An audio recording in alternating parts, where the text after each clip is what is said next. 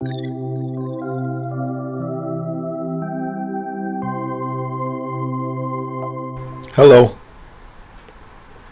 my name is Alexander Open Yoga. I am a certified Open Yoga teacher from International Open Yoga University.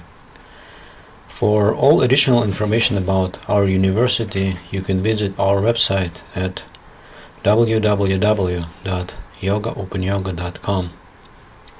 If you are interested in my personal website, you can visit it at alexopenyoga.com.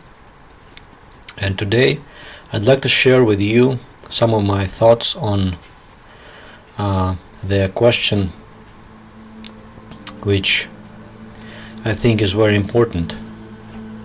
The question is, how many yoga scriptures are there? First of all, you have to understand that yoga today is very popular. Almost everyone heard about yoga, but however popular it is, almost no one knows where the whole teaching of yoga comes from, where this knowledge about yoga originated. And the answer is that yoga is a practical embodiment of the Vedic knowledge. Vedic knowledge means the knowledge of the Vedas. The Vedas is a great corpus of knowledge which is very, very huge.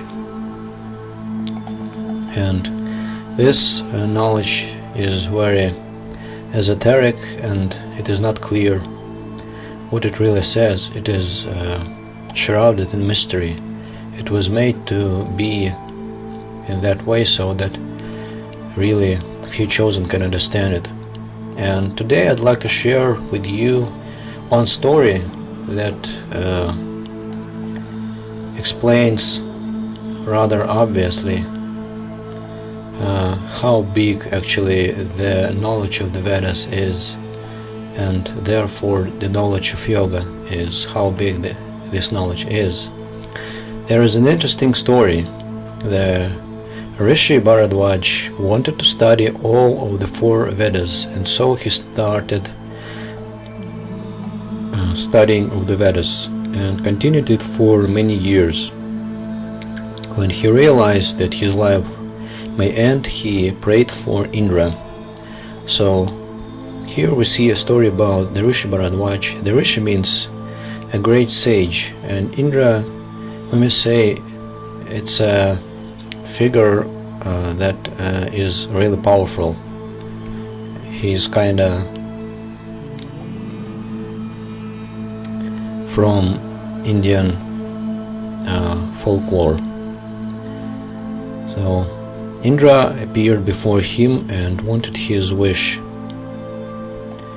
Rishi Bharadwaj asked for 100 years of more longevity. Indra, before granting the wish, wanted to know what the Rishi would do with 100 years of life. The Rishi replied that he would pursue the study of the Vedas.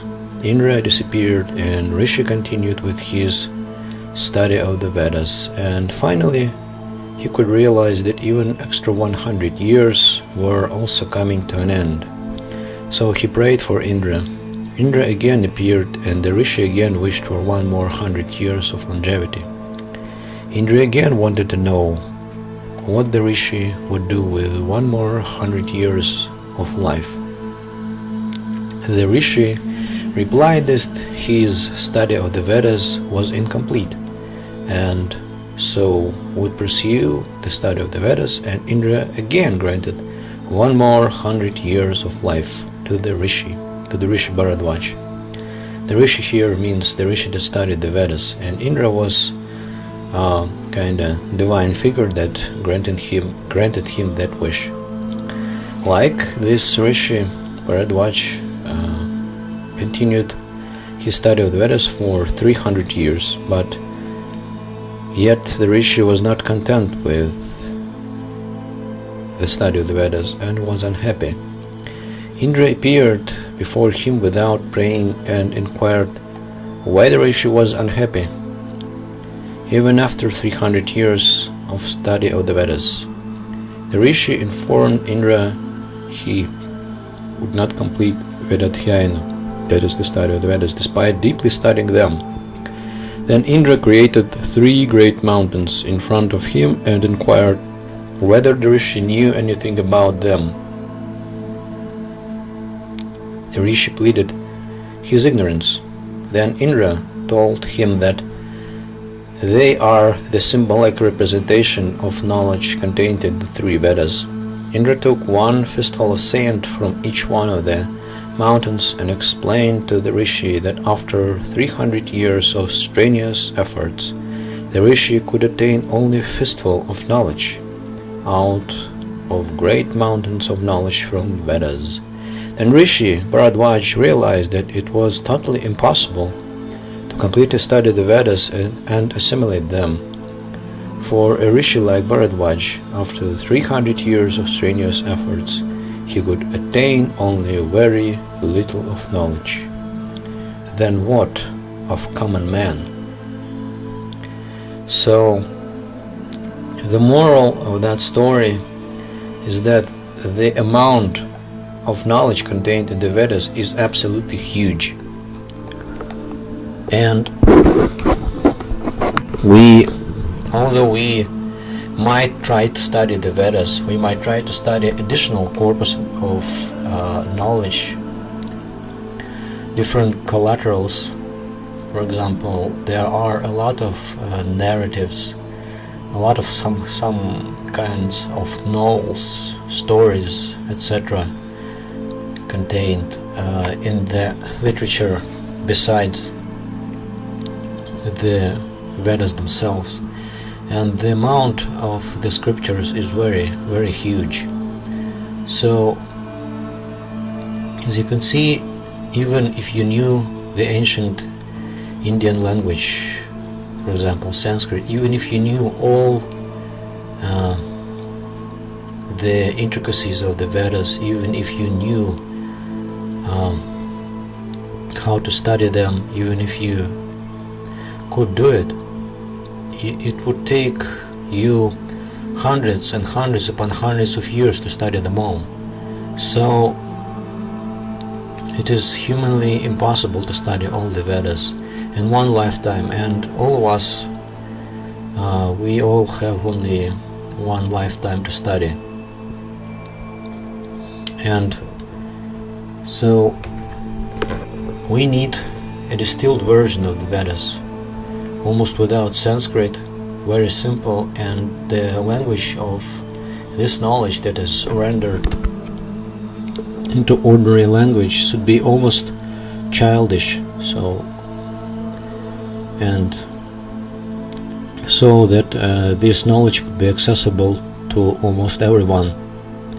And this what actually we do at International Open Yoga University. We render very difficult knowledge that is contained in ancient scriptures about yoga, about different yoga techniques. We break it down and distill it into very, very simple language, and this language sometimes looks like childish, but this is necessary because the knowledge of yoga is contained in very difficult language. In Sanskrit, for example, the knowledge of yoga therefore disappears rather rapidly.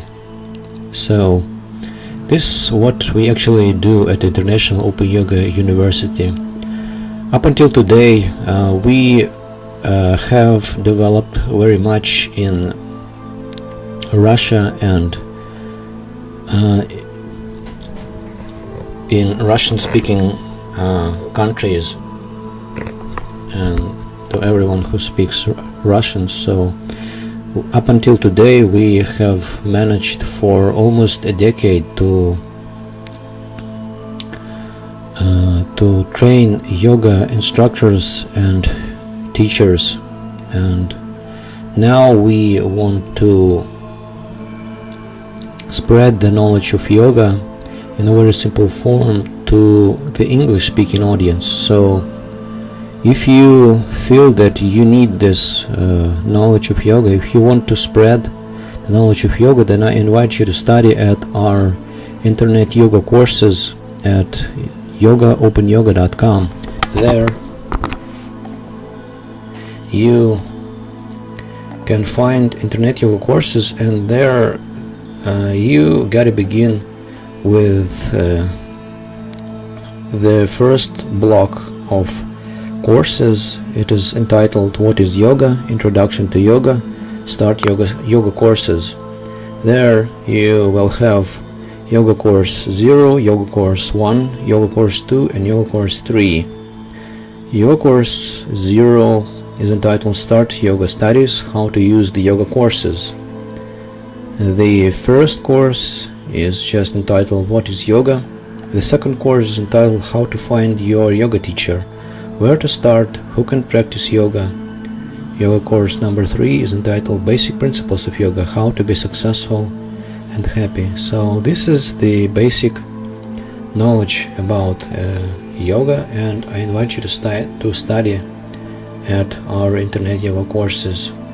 Let me remind you again that my name is Alex Open Yoga, and all additional information you can find about me at alexopenyoga.com, and also on my Facebook page at Alex Open Yoga or Alexander Open Yoga.